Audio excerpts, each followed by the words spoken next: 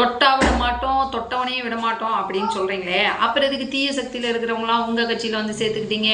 நீங்க தான் ரொம்ப தூய சக்தியாச்சே அப்படின்னு சொல்லிட்டு ஒரு அம்மா வந்து கேக்குறாங்க.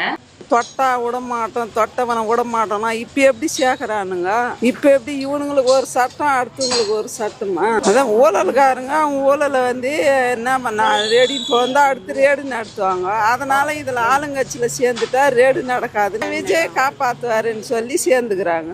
ஊழலே செய்ய மாட்டோம், தூய கட்சின்றாங்கல்ல, தூய கட்சின்றாங்க. அப்புறம் எப்படி ஊழலை பற்றி இவங்க சேர்த்துக்கணும்? அப்போ இவனுங்களும் தானே ஊழலை கட்சி.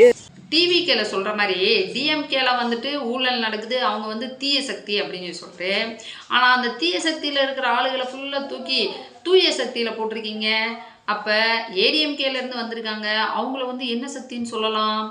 அதையும் நீங்களே சொல்லியிருங்களேன். அரசியலில் வந்துட்டு சட்டமன்ற உறுப்பினர்கள் இருந்தாலே அவங்க மேலே வந்துட்டு எதிர்கட்சியினரால் வழக்கு பதிவு இருக்க தான் செய்யும்.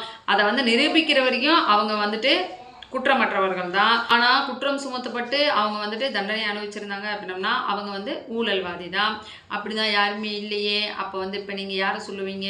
தாவேகளை வந்து ஒயின் ஷாப்பை க்ளோஸ் பண்ணுறோம் அப்படின்னு சொல்லிட்டு பாரை ஓப்பன் பண்ணி வச்சுருக்கீங்க. அது மட்டும் இல்லை, இதே கேரளாவிலேருந்து புலியணை செக் போஸ்ட்லேருந்து வரக்கூடிய சரக்கு லாரிகள்கிட்ட பணம் வசூலிக்கப்படுது அப்படின்னு சொல்லிட்டு கேரளாவில் இருக்கிற ஒரு நியூஸ் சேனல் வந்து போட்டு கிளிகிளின்னு கிளிக்குது. அதுக்கு வந்து என்ன சொல்ல போகிறீங்க?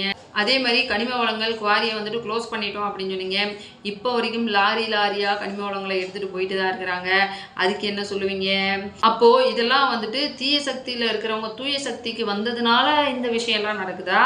இல்லை எப்பயுமே இந்த தூய சக்தியில் இப்படி தான் நடக்க போதா? இந்த மாதிரிலாம் கேட்குறதுக்கு பேசாமல் சீமானனவே ஜெயிக்க வச்சுருந்துருக்கலாம்.